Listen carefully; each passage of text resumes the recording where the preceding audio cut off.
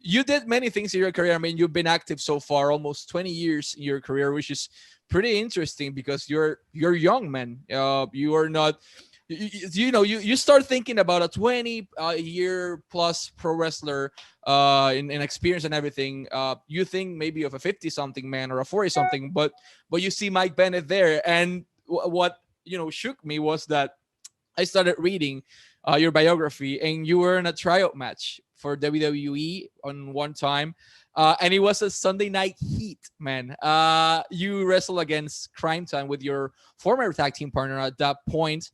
What do you recall of your first night in the WWE, specifically working one of the most bizarre programs, Sunday Night Heat?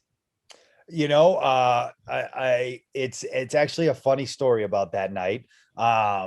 It was me and another wrestler. I think it was, I'm trying to think. I think I was with a guy named Bryce, but I might have been with a guy named Danny Jacks. I'm not sure.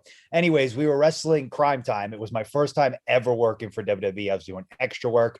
They wanted to get Crime Time over, so they put us in there. And I remember calling this spot with JTG. And at the time, he wore this, he had gold teeth in that he would put in and call it his grill. So every time he did like a move, he would take his fingers like this and kind of show his grill. And so we came up with this idea, or he came up with this idea that I would do this spot and I would get up over on him and then I would mimic him. And then he would turn it around as kind of a good babyface heel dynamic there. Unfortunately, what happened was this ended up looking too close to this. Oh. Yes. So I think you can see where this is going. I think someone told Mr. Cena that I had gone out there and I had done this on Sunday Night Heat. So when I got to the back, my very first match, John Cena was there to inform me that I should not be doing this in any way, shape, or form. It was put to me not so nicely, but which is funny because after I got to go. When I went back to WWE, I never got to tell him that story, which I wanted to, but I actually really enjoyed Cena when I went back. He was very down to earth and a very cool guy. And I really enjoyed interacting with him. He was super helpful with everything that I did. But I think at that time, I don't blame him. Here's this, in his eyes, here's this probably this punk kid copying him, what he's doing, that's his moneymaker. It's his bread and butter. I'd probably be pissed too. I'd be like, yo, you don't even work here. What are you doing?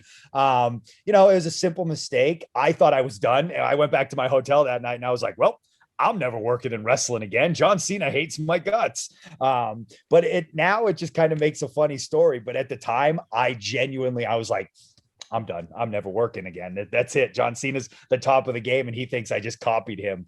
So it ended up being a funny story. But at the time, I was terrified. I'll translate that to Spanish. Su primera lucha en WWE fue en Sunday Night Heat en el año 2007 ante Chad Gaspar y JTG. Su compañero no recuerda su nombre en estos momentos. Pero JTG tenía los dientes los tenía en oro en aquel momento dado. Y ellos cuadraron, o JTG más bien cuadró un spot en donde iban a hacerle esto a los dientes. Iban a hacer esto simplemente a los dientes, pero de momento pareció más esto que esto. Y pareció más el You Can See Me de John Cena.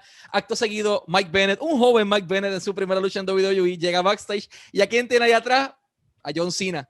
John Cena diciéndole, oye, no debes estar haciendo esto, le explico por qué. Y él dice, mira, no lo culpo, nosotros queríamos que saliera otra cosa, pero salió otra. No lo culpo a un muchacho que tal vez no trabajaba ahí en aquel momento dado, copiándole el money maker a John Cena, como que eso no era. Y entonces él se va de vuelta a su hotel y piensa como que hasta aquí llegó mi carrera, John Cena me odia.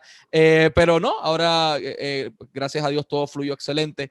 Y hace una historia graciosa en aquel momento dado, pero en aquel momento no. O sea, en este momento dado es una buena historia, pero en aquel momento no, él pensaba que su carrera había llegado a su fin porque John Cena lo odiaba.